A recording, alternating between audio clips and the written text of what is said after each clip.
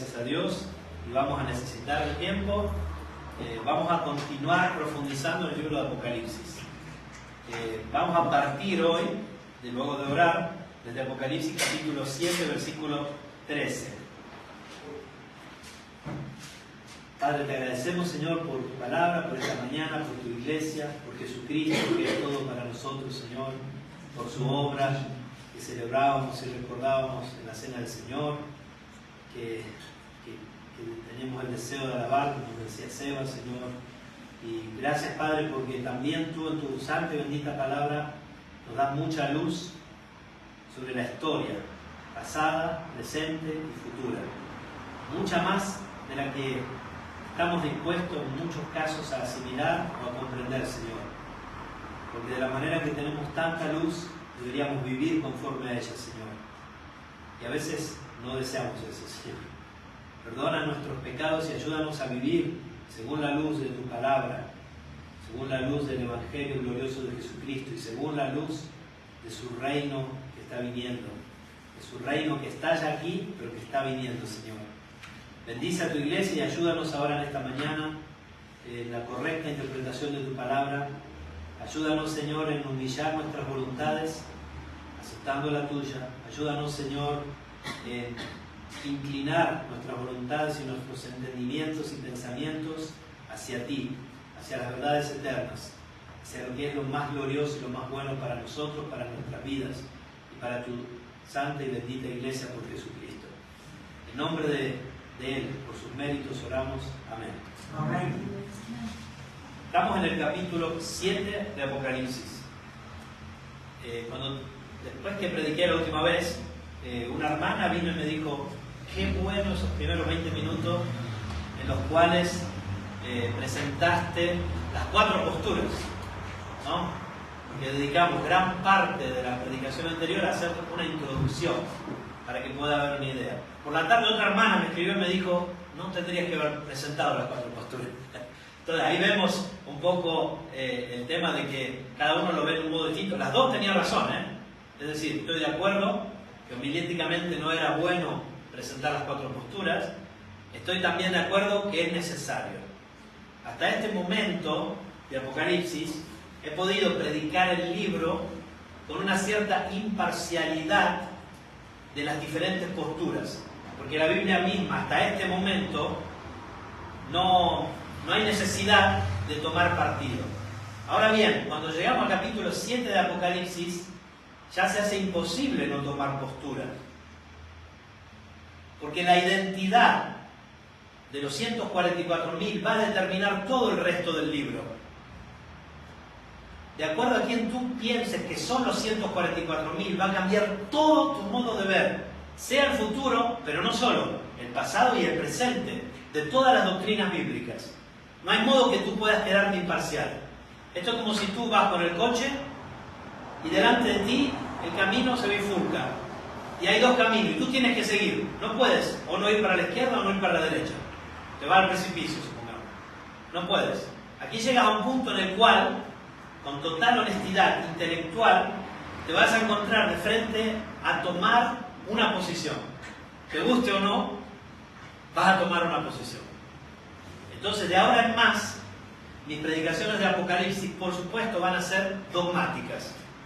Si bien los que me conocen como maestro saben que no me gusta el dogmatismo como solo dogmatismo, porque me gusta presentar todas las distintas posiciones que son aceptadas como saludables o con diferentes proporciones, como posiblemente válidas, y aquí estamos hablando de doctrinas en las cuales puede haber distintas posturas. No es así en las doctrinas básicas. Si nosotros hablamos de la salvación por fe y por gracia, tenemos que excluir delante de Dios y delante de los hombres las diferentes posturas. Y les he dicho también qué es lo que yo creo. Ahora me encuentro ahora de frente a la decisión de tener que exponer dogmáticamente lo que yo creo que Apocalipsis enseña. ¿Existe margen de error? Sí. El margen de error existe. Y en algunos casos puede ser grande, porque en estos temas la Biblia deja abierto. No obstante, con mucho énfasis y pasión, les voy a proponer cuál es mi visión de ahora en más del libro. Y entonces vamos a empezar con la pregunta de Apocalipsis 7:13. Y vamos a volver a ver algunas cosas que vimos en la predicación pasada y algunas que vimos hace 3 predicaciones atrás. Y vamos porque necesitamos aclarar conceptos. Porque sé que muchos de ustedes no conocen nada sobre el futuro. Otros sé que tienen ideas. Reconozco que algunos tienen ideas ya bien formadas. Otros tienen engendros deformados, ¿no? Entonces tenemos que tratar de ir poniéndola, normalizando, en el sentido de encontrar un modo de... Esto no quiere decir que ustedes tienen que estar de acuerdo en todo lo que yo les digo, pero créanme que para lo que les voy a decir tengo sustento y voy a intentar demostrarlo. Y espero de hacerlo con fidelidad delante del Señor. Estamos en Apocalipsis capítulo 7, versículo 13. Apocalipsis 7 es un impas, una pausa en la visión celestial en la que Juan se encuentra. Después de haber escrito las 7 cartas, las 7 iglesias, Juan es llevado al cielo, de alguna manera, y está viendo visiones.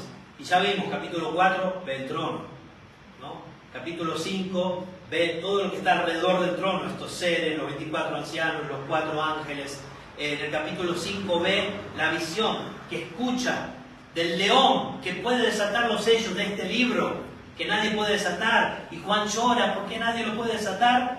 Y le dicen, mira, no te preocupes, el león de la tribu de Judá él ha vencido para desatar los sellos. Y cuando mira hacia el trono y va a ver el león, ve un corderito. Un corderito. El cordero y el león, Jesucristo.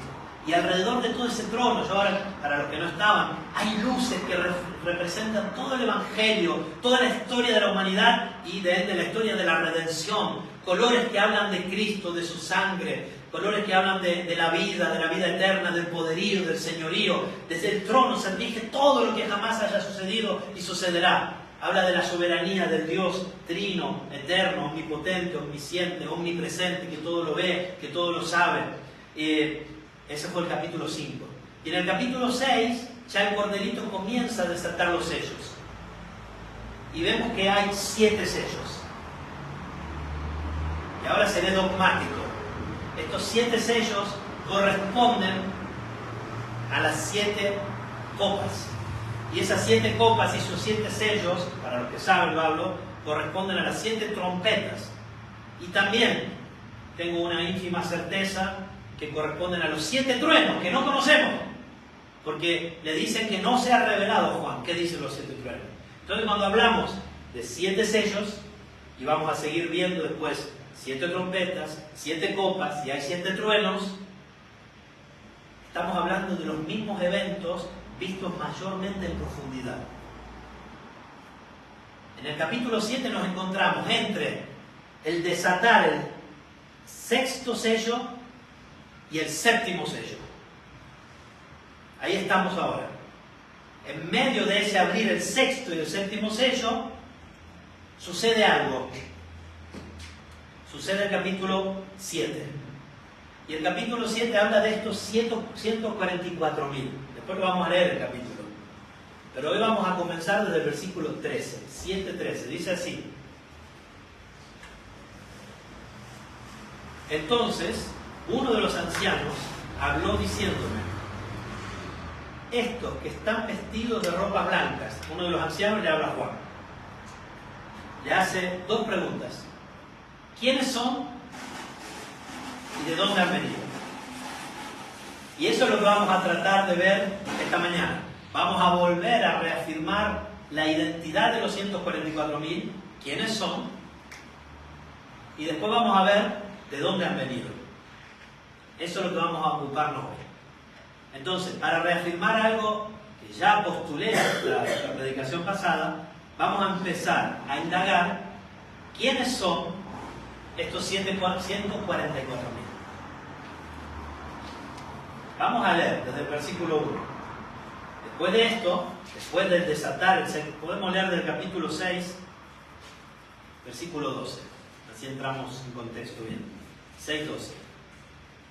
Miré cuando abrió el 6º sello, y aquí hubo un gran terremoto, y el sol se puso negro como tela de silicio, y la luna se volvió toda como sangre.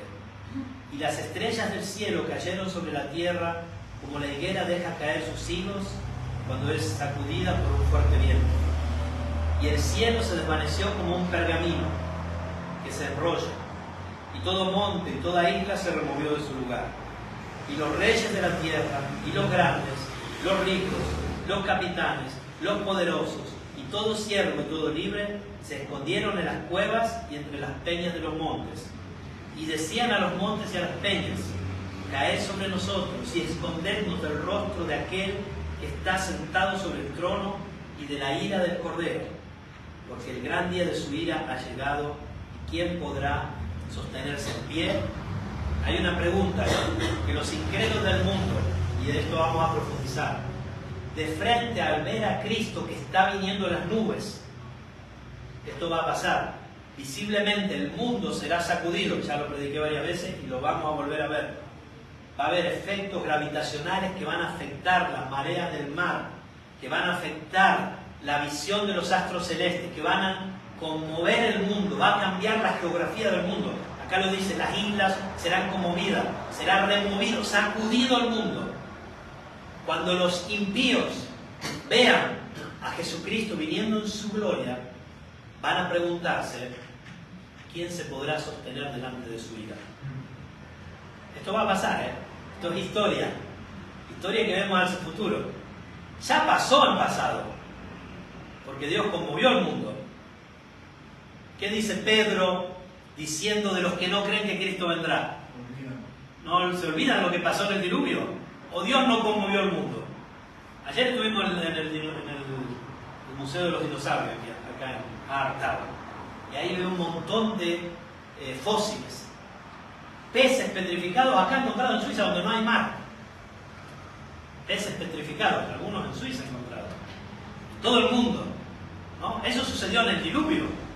Por más que los geólogos hoy día te quieran hacer creer que sucedió hace miles de millones de años atrás. No, eso claramente sucede solamente con la presión del agua, y dice la Biblia que en el diluvio hubo presión de abajo, de arriba, se abrieron todas las fuentes.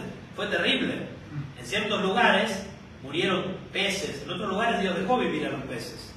Eso sucedió. Pedro dice, Dios, que va a conmover el mundo futuro, ya lo conmovió. Y prueba de eso hay por todos lados. El que no quiere ver porque es un ciego. Hay salares en la montaña más alta del mundo. ¿Por qué hay salares en la montaña? Porque allí estuvo las aguas del mar. Más allá de esto, que no es ahora lo que nos toca, Dios va a sacudir el mundo. Totalmente.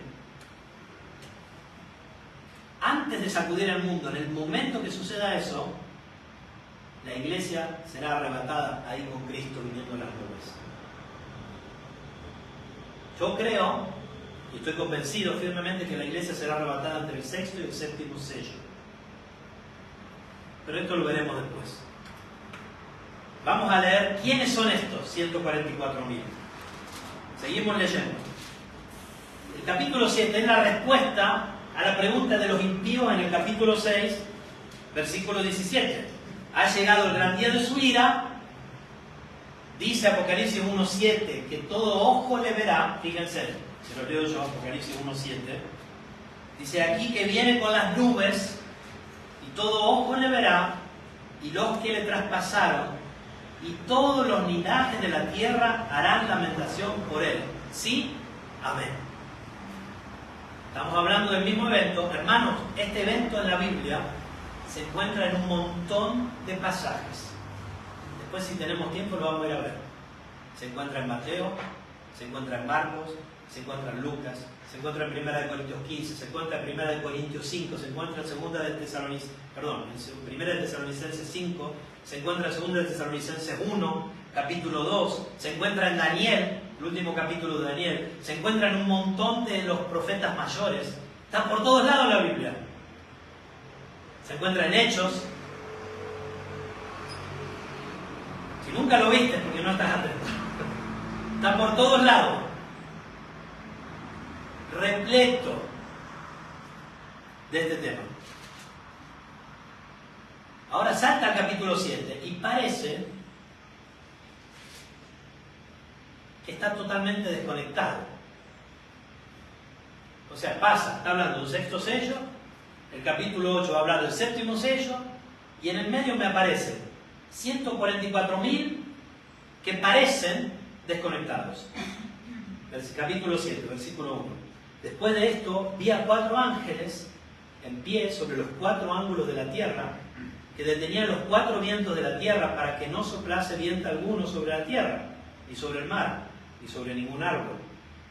Acá tenemos 4 ángeles que también aparecen por todos lados. Aparecen en Ezequiel, aparecen en los profetas mayores, en Isaías, capítulo 6, aparecen en distintos lugares de Apocalipsis. En algunos lugares del Antiguo Testamento aparecen bajo el nombre de 4 vientos, los 4 vientos de la tierra. Y en hebreo, cuando se habla de vientos, también se habla de espíritu. También en griego, ¿eh? Está hablando siempre de los mismos. Muy interesante todo esto. Por eso, cuando se habla de 4 vientos, también esa palabra viento podría aplicarse a la palabra espíritus. Exacto. Versículo 2, capítulo 7. Vi también a otro ángel que subía de donde sale el sol y tenía el sello del Dios vivo. Aquí sale un ángel con el sello de Dios. Y clamó a gran voz a los 4 ángeles a quienes se les había dado el poder de hacer daño a la tierra y al mar. Porque el séptimo sello, el que aún no estamos viendo, es igual, la misma cosa. Grábenselo acá en la cabeza. Es la misma cosa que el día de la ira del Señor. Cuando ustedes escuchen el día de la ira del Señor, que está en toda la Biblia, y muchas veces Dios hace un juego maravilloso. Y los que estudian un poco la Biblia lo saben. Las profecías se cumplen 2 veces. Se cumplen en chiquito y se cumplen en grande. Muchas veces Dios usa cuadros, figuras, naciones, personas, reyes, para que a través de su vida sucedan cosas que en realidad profetizan cosas mucho más grandes. Eso se llama de la doble mención de las profecías.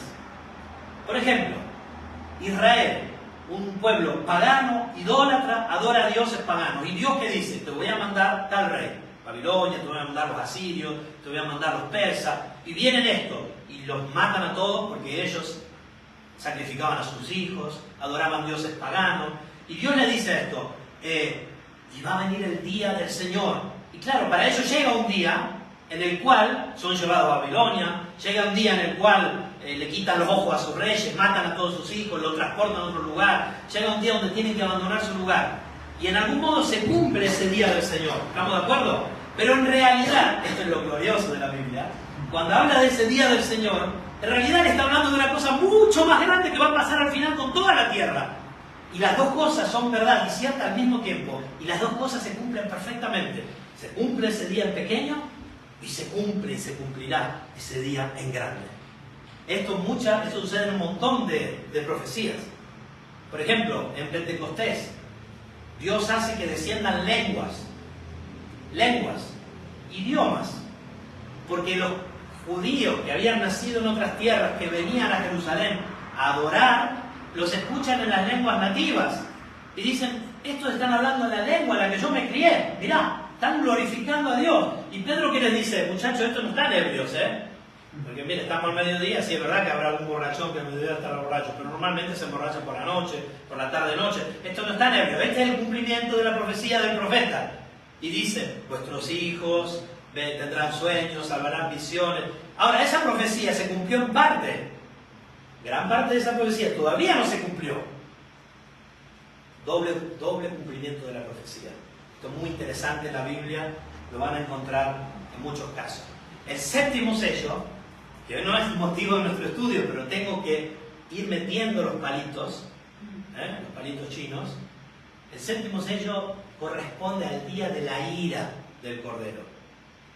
Y la iglesia no pasará el séptimo sello. Seremos liberados de ese día de la ira. ¿Vale? Ahora estamos en estos 144.000, entre el sexto y el séptimo sello. Dios que tiene 4 ángeles que serán liberados para matar a 1/3 de la población mundial en un momento, esto va a pasar, después de un gran sacudón astronómico de la tierra, mientras están viendo a Jesús viniendo en las nubes, después que la iglesia sea arrebatada y esté en la nube con Jesús, y ahí se cumplirán un montón de profecías del Antiguo Testamento en la cual dicen que hollaremos a los impíos bajo la planta de nuestros pies. Zacarías, mucho de eso, Malaquías habla de eso, y muchos otros, Proverbios, Eclesiastés, un montón de lugares está eso. Cumplimiento de 1 de Tesalonicenses, de Daniel 11 y 12. Se van a desatar 4 ángeles que van a matar a 1/3 de la población. Pero antes que eso suceda, vemos que acá hay un 5.º ángel que es llamado a sellar a estos 144.000. Y Juan dice que oye, escúchenme, capítulo 7.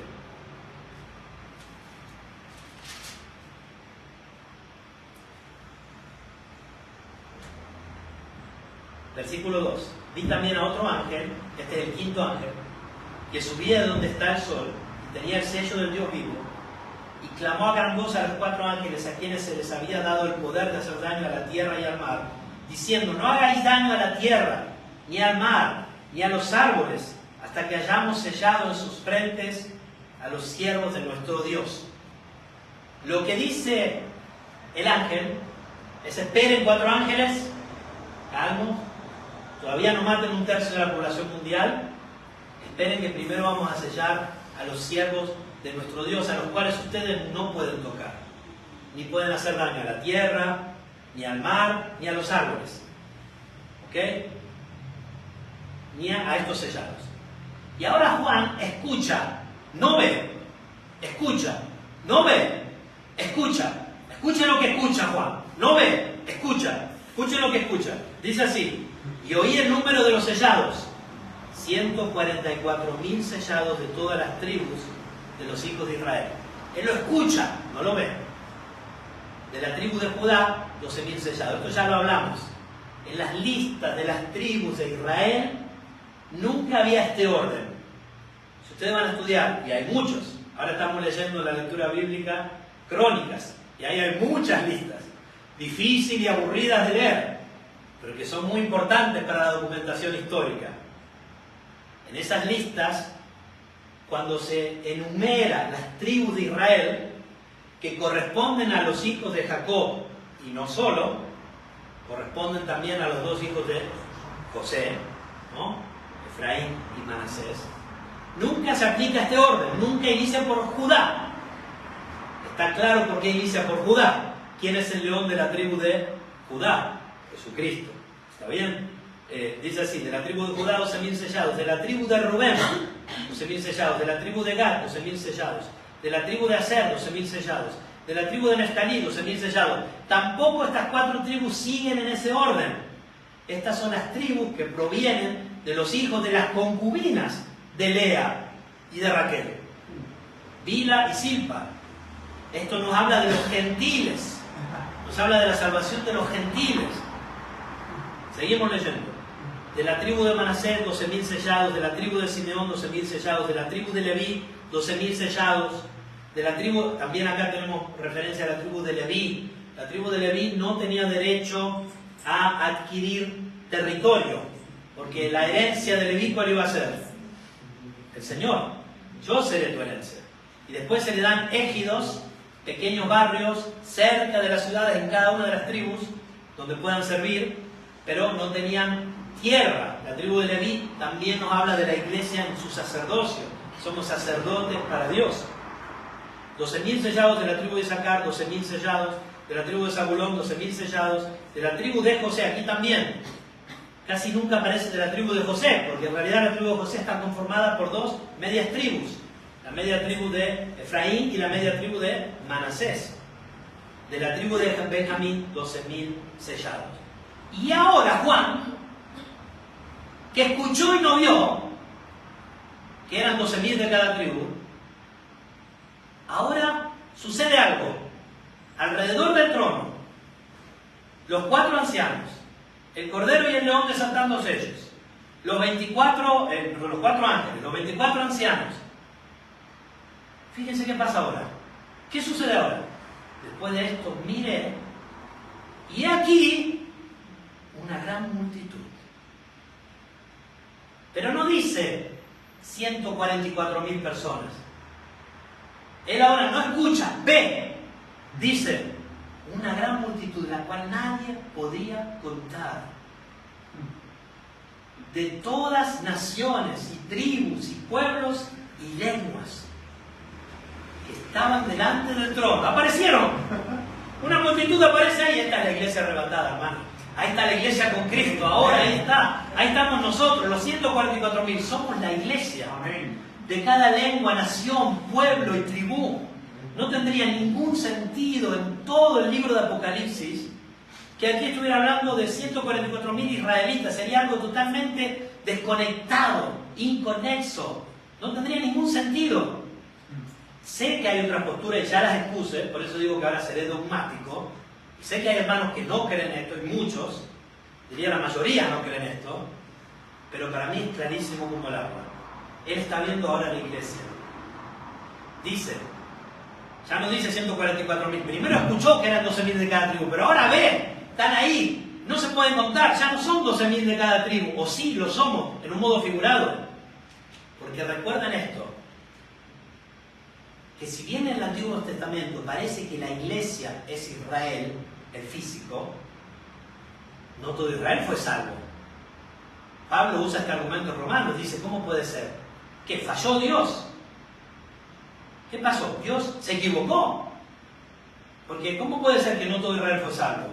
¿Cómo puede ser que se levantó Coré contra Moisés y Aarón y cayó al infierno y no fue salvo con alguno de sus hijos que le siguieron? ¿Cómo puede ser que la mayoría de Israel era idólatra y adoraba dioses paganos y pasaba a sus hijos por fuego? ¿Cómo puede ser que construían lugares altos para sacrificar a los dioses del cielo? Todas las estupideces que hacían siguiendo el paganismo, los pueblos de al lado. ¿Qué? ¿Se equivocó Dios? No.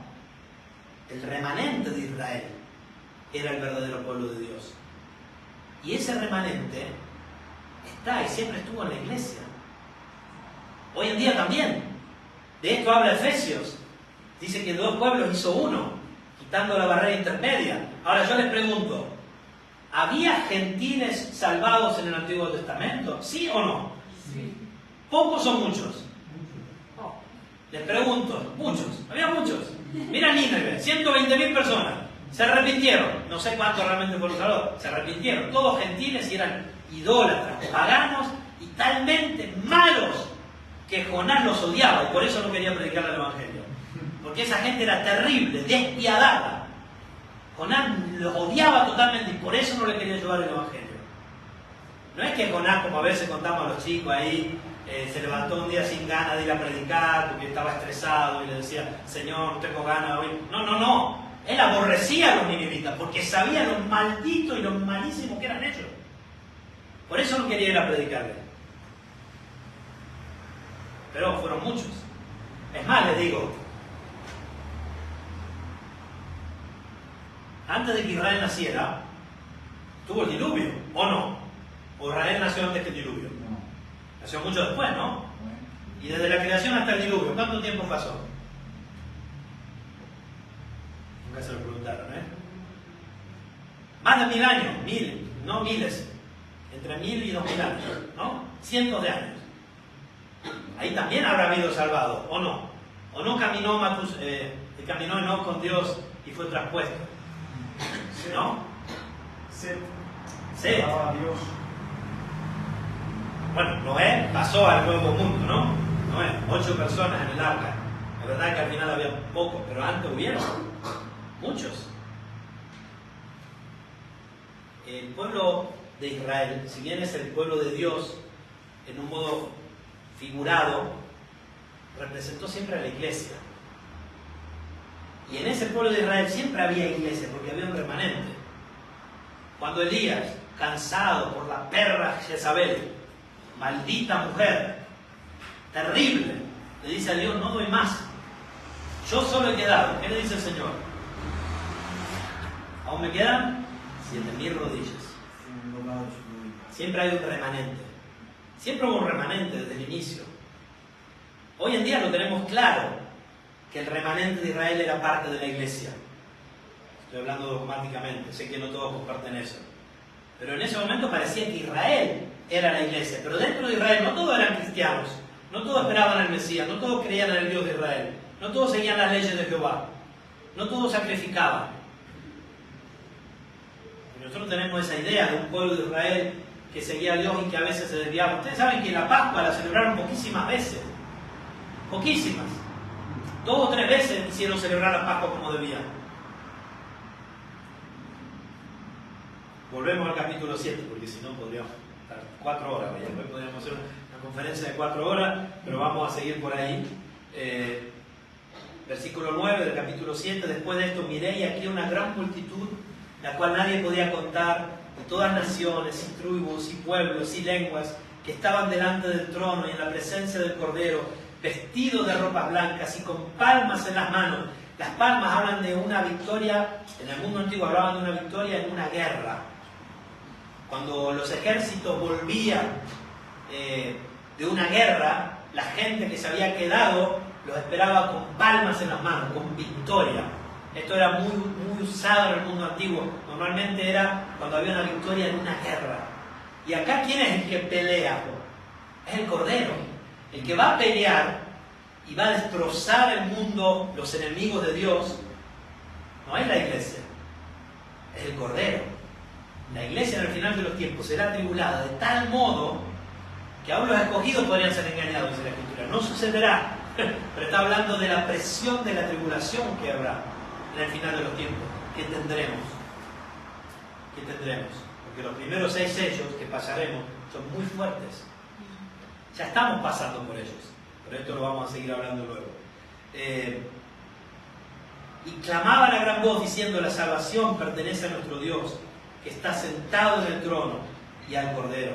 Y todos los ángeles estaban en pie alrededor del trono, de los ancianos, de los 4 seres vivientes, y se postraron sobre sus rostros delante del trono y adoraron a Dios, diciendo: amén. La bendición y la gloria y la sabiduría y la acción de gracias y la honra y el poder y la fortaleza sean nuestro Dios por los siglos de los siglos. Amén. Y ahí es que uno de los ancianos le dice a Juan: che, Juan, ¿quiénes son estos que aparecieron ahora? O sea, mirá, incontable, no 144.000, incontable. ¿Quiénes son?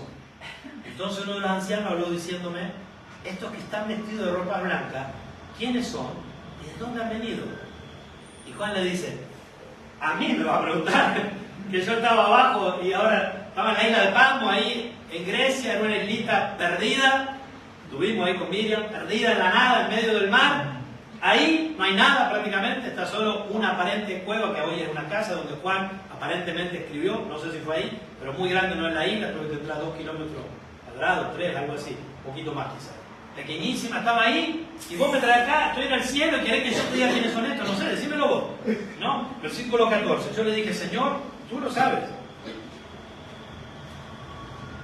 Y antes de ir a la segunda pregunta de nuestra predicación, ¿de dónde han venido?, quiero decirte que quiénes son, que es la iglesia, lo podría defender con muchos más argumentos. No se piensen que me quedaría esto que he dicho ahora. Si ustedes quieren, luego lo podemos hablar. Pero hay un montón de argumentos, por ejemplo, ya lo hablé la otra vez, los simbolismos. Todos los simbolismos que hay en la Biblia cambian en Apocalipsis, ¿no? Se hacen distintos en Apocalipsis. Por ejemplo, Apocalipsis muchas veces habla de la gran ramera, después habla de Sodoma. Sodoma no existe más, ¿no? Pero habla de Sodoma, habla de... me viene otra palabra. Bueno, donde dice que ahí crucificaron al Señor. Obviamente está hablando de Jerusalén terrenal, pero lo dice a través de usar términos de otras naciones. ¿Qué quiere decir esto? Que usan muchas figuras. Así también, por ejemplo, dice que nosotros somos reyes y sacerdotes. Y aún no lo somos, pero lo somos, ¿no? Ya lo somos, pero aún no. Pero ya lo somos. Y lo seremos. Y habla de un montón de figuras que cambian sentido. Por ejemplo, cuando habla de Israel o de los judíos, les dice, ellos dicen ser judíos, capítulo 3 o 2, y no lo son, sino que son sinagoga de Satanás. Le da un nuevo valor a la palabra judío, que en realidad sería uno originario de Judea, que era una región de Israel. Después nosotros lo trasladamos a todo un israelita, es decir, uno que tiene el pasaporte de Israel, o que lo tenía en aquel tiempo, la ciudadanía. En realidad en el Nuevo Testamento vemos que ya no es, eso no cuenta. En todo el Nuevo Testamento vemos que cuando se habla de judíos, se habla de los renacidos. Pablo dice en Romanos que no es judío el que lo es en lo exterior, sino el que lo es en el interior. Y la circuncisión no corresponde a la hecha en la carne, a cortar el pellejo del hombre, sino que corresponde a la circuncisión del corazón. Entonces ven cómo hay los cuadros, las figuras que se usaban para hablar de verdades, ahora llegan a su realidad. Así también dice en Hebreos, por ejemplo, que Cristo entró en el verdadero templo, no hecho de mano, el que está en el cielo, del cual el que está en la tierra es figura del verdadero, ¿no? ¿No dice así la Escritura? Bueno, la Nueva Jerusalén, por ejemplo, viene un ángel y le dice a Juan, capítulo 21 de Apocalipsis, te voy a mostrar a la esposa del Cordero. Y no le dice, mirá, Esteban, Miriam, los cristianos, la iglesia. No, le dice, ahí está la Nueva Jerusalén. ¿Quién es la esposa del Cordero? Capítulo 5 de Efesios, es la iglesia. Entonces ahí claramente tenemos cómo estos cuadros, estas figuras llegan a su cumplimiento. ¿Está bien? De esa manera, lo mismo con el tema de los 144.000. Pero hay muchas más cosas que yo podría explicar, pero no lo vamos a hacer hoy, pero que ustedes puedan estudiar, indagar, para poder llegar a esta conciencia de que los 144.000 conforman a la iglesia. Ya hablamos la otra vez de los números 12, como en el pasado teníamos las 12 tribus de Israel, después tenemos los 12 apóstoles de Jesucristo, los 24 ancianos en el cielo que representan a estos 12 apóstoles y las 12 tribus, como 12 por 12 da 144, y como el 1000 era usado para hablar de completeza, algo completo, enorme. Entonces por eso 144.000. Y también esto lo van a ver en las medidas de la Nueva Jerusalén. Si van a ver lo mismo, si van a ver las medidas de la Nueva Jerusalén, habla de 144 por 144, está hablando siempre de la iglesia. Cuando habla de la Nueva Jerusalén habla de la iglesia, cuando habla de los 144.000 habla de la iglesia, cuando lleguemos a los 2 olivos habla de la iglesia. Van a ver que siempre está hablando de la iglesia. Bueno, entonces, ¿quiénes son los 144.000? Para este estudio, y mientras yo predique Apocalipsis en este estudio, para mí son la iglesia. Ustedes, si quieren indagar otras posturas, estudienla, podemos confrontarnos, podemos tomar un café o mate y estar 20.000 horas matándonos, hablando, pero con amor, hablando de ese tema. Pero se lo dejo esto para que lo estudien. Ahora, la segunda pregunta. Nos quedan 15 minutos. Perfecto para la segunda pregunta. Volvemos al capítulo 7.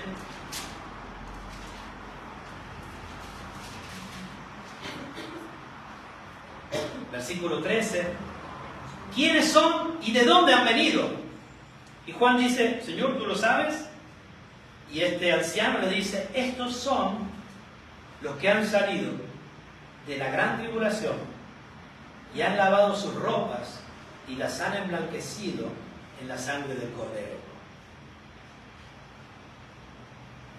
Por esto están delante del trono de Dios y le sirven día y noche en su templo.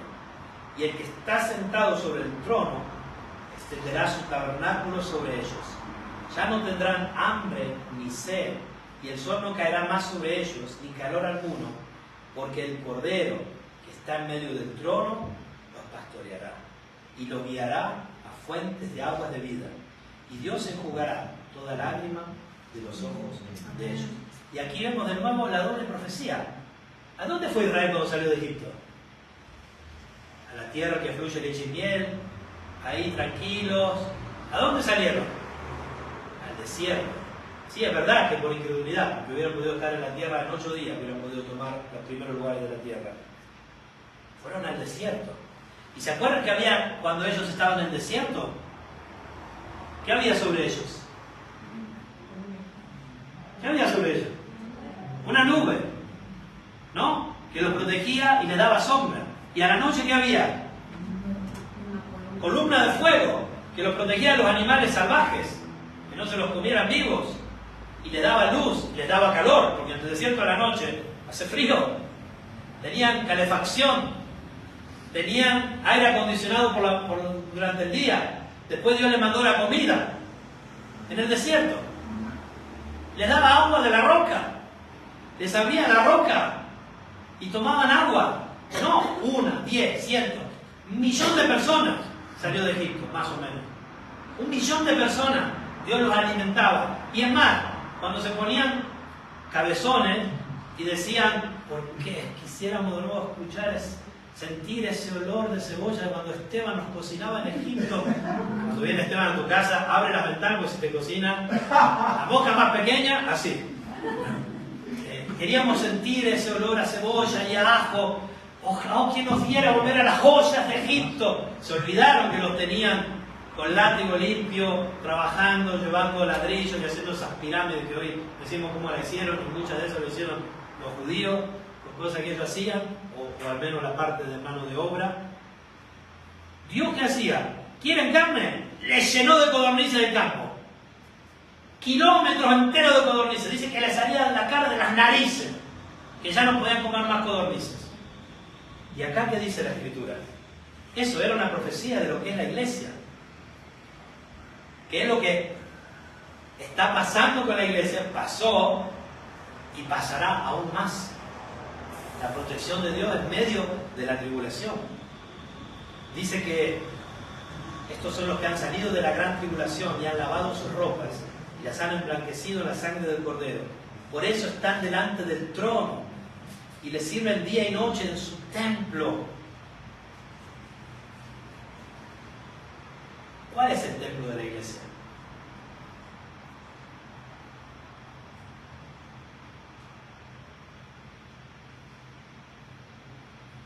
Eso está en Apocalipsis, capítulo 21, en la Nueva Jerusalén. ¿Qué dice? No habrá allí más templo, porque el Señor, Dios Todopoderoso, es su templo.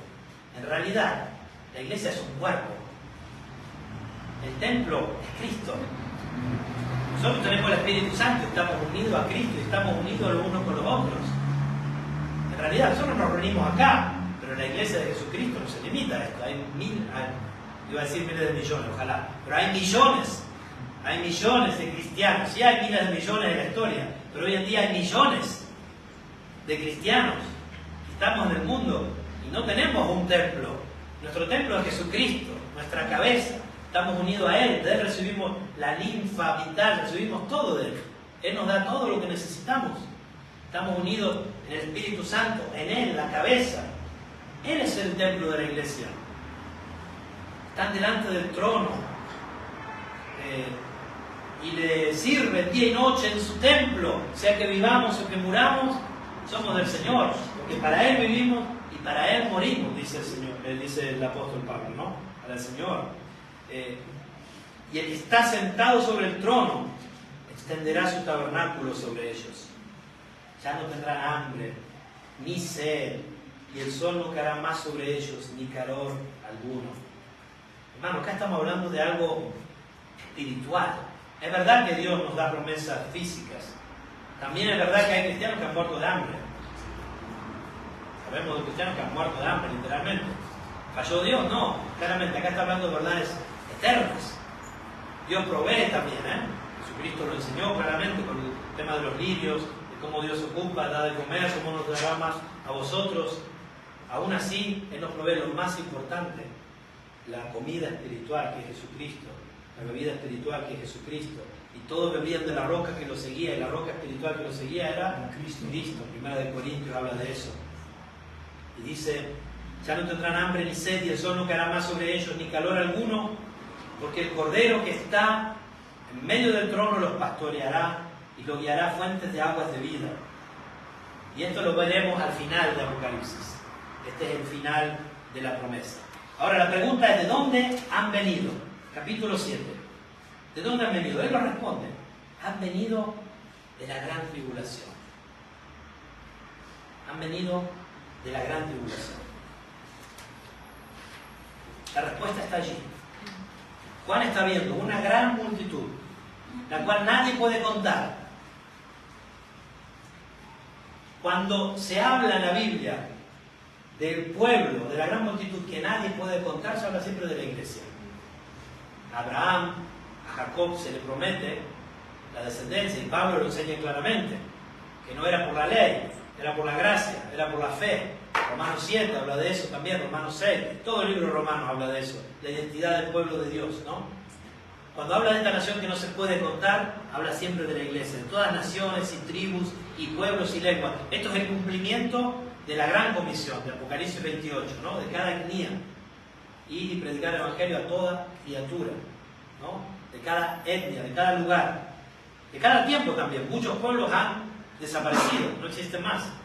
Aún así, cuando Juan ve esta multitud que aparece de repente, y este es el arrebatamiento de la iglesia que es transportada delante de la presencia del Señor, cuando él los ve, estas personas, nosotros, la iglesia, no hemos perdido nuestras características culturales, porque él ve que hay distintos pueblos, lenguas, tribus.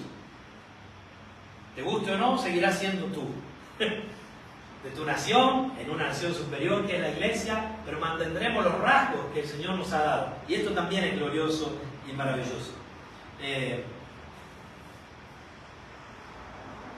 Hay individualidad en el cielo. Cada semilla tendrá su propio cuerpo. Ellos salieron de la tribulación. Era importante que Juan supiera la identidad de esta gran multitud. ¿Y saben por qué era importante? Porque ¿a quién se escribió esta carta inicialmente? Se escribió a la iglesia de Jesucristo, a las 7 iglesias. Y esta iglesia estaba en tribulación grande. Si les interesa, nosotros lo estudiamos alguna vez acá, pero pueden ir a estudiar las 10 persecuciones del Imperio Romano contra los cristianos. Hubieron muchas más, pero hubieron 10 muy marcadas. La iglesia de Cristo en algún momento del segundo siglo casi desaparece. Casi llegan a matar a todos los cristianos. La persecución que hubo fue terrible. La iglesia debía saber que había la esperanza de que al final iban a vencer. Y nosotros lo sabemos. Hemos vencido y venceremos, porque el Cordero vencerá. Entonces habla también de esperanza. Habla también de que, muchachos, tranquilos, que el que está en el trono, el Cordero y el León, el que puede desatar los sellos, el que va a descargar su ira, nos va a librar del día de la ira, séptimo sello.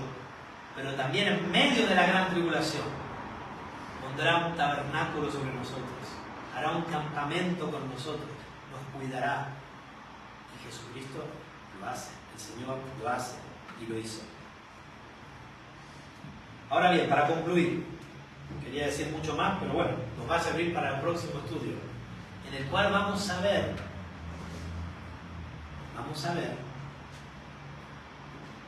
cuándo será el arrebatamiento de la iglesia y cómo será todo el escenario universal, de la tierra pero universal. Porque eso que vimos está en Lucas, está en Mateo, está en Marcos, está en Daniel, cómo la iglesia será liberada del día de la ira del Cordero. Ahora, si todo lo que hemos dicho es correcto, o gran parte de ello, hay una consecuencia natural de lo que estamos diciendo. La primera consecuencia es que si los 144.000 somos la iglesia, entonces nosotros ahora nos encontramos en la tribulación. Estamos en el periodo de la tribulación. Sé que hay hermanos que no creen esto, pero esto está bastante claro. Si queremos ver 2 Tesalonicenses, solo para dar una mínima, dicen los italianos, un assaggino, poquito para comer, para saber cómo es el gusto.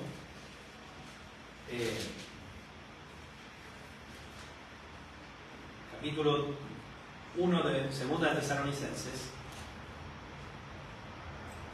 para ver si estamos en la tribulación o no. Y habrá un momento en que la tribulación se incrementará en tiempo y espacio exponencialmente, y la iglesia será perseguida de un modo a muerte total por todos lados. Hoy en día hay muchos cristianos que mueren, muchas persecuciones, muchos lugares del mundo. Y durante la historia siempre hubo. Y habrá. Pero en los últimos tiempos se incrementará así. ¡Boom! Por eso es que Jesús dice, velad y estás preparado. Justamente por eso. Estén atentos para ver las señales de las que Él ha hablado. Ya vamos a entrar en eso. Justamente, por eso es que yo le prediqué una vez, cuando empezamos con esto, ¿qué estás esperando? ¿Estás esperando el arrebatamiento, como le llaman? El rapto, algunos dicen, que es lo que la mayoría de los cristianos esperan, y es lo que no va a venir primero, o estás esperando el incrementar de la tribulación sabiendo que al final de eso Cristo te liberará. Porque son dos cosas muy distintas. Es muy cómodo estar esperando el arrebatamiento, qué lindo, estoy durmiendo, me voy, chao. Otra cosa es saber que va a haber una guerra dura y feroz, a la muerte. Tus hijos, si son cristianos, probablemente serán decapitados. Tú tendrás que irte de tu lugar. Quizás terminarás viviendo en los campos. Eso es lo que le espera a la iglesia de Cristo. En muchos casos. Por eso tenemos que estar preparados. Dice 2 Tesalonicenses 1, versículo 3. Debemos siempre dar gracias a Dios por vosotros, hermanos, como es digno, por cuanto vuestra fe va creciendo y el amor de todos y cada uno de vosotros abunda para con los demás. Tanto que nosotros mismos nos gloriamos de vosotros en las iglesias de Dios, por vuestra paciencia y fe en todas vuestras persecuciones y tribulaciones que soportáis. Esto es demostración del justo juicio de Dios, para que seáis tenidos por dignos del reino de Dios, por el cual asimismo padecéis. Porque es justo delante de Dios pagar con tribulación a los que os atribulan. Y esto es lo que va a pasar al final de los tiempos, ¿no? Y va a llegar en su demostración más grande en el día de la ira del Cordero.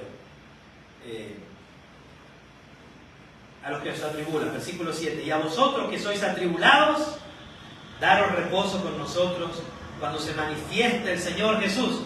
¿Cuándo dará reposo? ¿Cuándo dará reposo a la iglesia que está ya atribulada? Más claro que esto, estamos en la tribulación. ¿Cuándo dará reposo a la iglesia que ha sido atribulada y que está atribulada y que será aún más atribulada? ¿Cuándo? ¿Cuándo lo dará? ¿Qué dice el pasaje? Cuando se manifieste el Señor Jesús desde el cielo con los ángeles de su poder, en llama de fuego. No hay tal cosa como un arrebatamiento de la iglesia, después 7 años de tribulación, después una guerra, después 1000 años del reino de Cristo, después... No aparece acá. Lo siento. Es decir, me gustaría que fuera así, sería más cómodo, pero no aparece. Acá dice que la iglesia está atribulada, y en otro versículo cada vez más, hasta que Cristo aparece con los ángeles de su poder. Estamos viendo, capítulo 7, los 4 ángeles que se van a desatar, los ángeles que están con él, la iglesia en las nubes, ahí, con fuego. En el mismo momento que aparece para liberar a la iglesia del día de la ira, en el mismo momento aparece para derramar toda su ira sobre los incrédulos. En llama de fuego, para dar retribución a los que no conocieron a Dios ni obedecen al Evangelio de nuestro Señor Jesucristo, los cuales sufrirán pena de eterna perdición, excluidos de la presencia del Señor y de la gloria de su poder. Cuando venga, en aquel día, miren, venga en aquel día, el día del Señor, el día de la ira del Cordero, que iniciará, podríamos decir, quitando a la iglesia, ¿no? Esta es mi postura, claro, dije que iba a ser dogmático ahora. Iniciará quitando a la iglesia, cuando vengan aquel día para ser glorificados sus santos. La glorificación, ¿no? De la iglesia llevada. Los muertos en Cristo resucitarán primero, luego nosotros los que vivimos seremos arrebatados juntamente con ellos en el aire, y así estaremos para siempre con el Señor. Ahí en aquel día sea glorificado en sus santos y sea admirado en todos los que creyeron, por cuanto nuestro testimonio ha sido creído entre vosotros. Hermanos, que el Señor nos ayude. Habría mucho más para decir, lo vamos a seguir viendo, cómo van a ser el orden de estos eventos, porque es maravilloso, y vamos a estar indagando, y les pido de estudiar, de indagar. Si en algo me equivoco, me lo traen y me lo muestran, por favor, porque acá hay muchas cosas hay muchas cosas todavía. De ahora en más el libro de Apocalipsis se va a hacer cada vez más complejo, aunque en realidad es muy simple en su esencia. Pero parece complejo cuando uno quiere darle más fuerza a ciertas ilustraciones de las que hay. Está claro acá, está muy claro. Es la victoria de Cristo y la victoria de la iglesia en Cristo. Y es el cumplimiento de todas las profecías. Y es la esperanza que nosotros tenemos. El Señor Jesucristo viene, que nos va a cuidar, proteger, como hizo con el pueblo de Israel. Lo va a hacer durante la tribulación en la que estamos, y aún cuando la tribulación se incremente, ¿no? Aunque sean decapitándonos, nos va a dar todo para poder llegar hasta ese lugar con el sumo gozo, sirviéndole. Nosotros tenemos que estar velando, dice la Escritura, velando. Y luego seremos arrebatados con Él en gloria. Y así estaremos para siempre con el Señor.